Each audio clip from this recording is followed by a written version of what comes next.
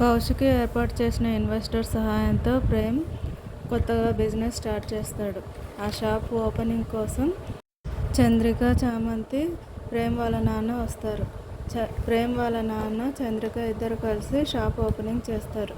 ఆ తర్వాత చామంతి వాళ్ళు చాలా సంతోషంగా ఫీల్ అవుతారు.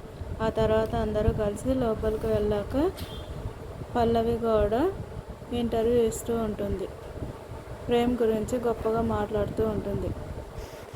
ఇదంతా బయటకు వచ్చిన రామచంద్రయ్య చూస్తాడు.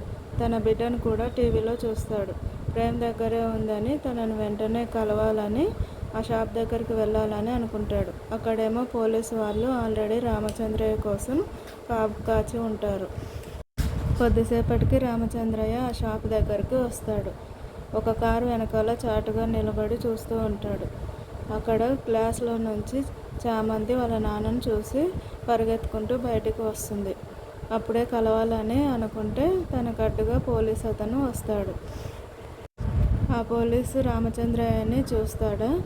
రామచంద్రయ్య తన కూతుర్ని కలిసి వెళ్తాడా లేక పోలీసులకు చిక్కుతాడా?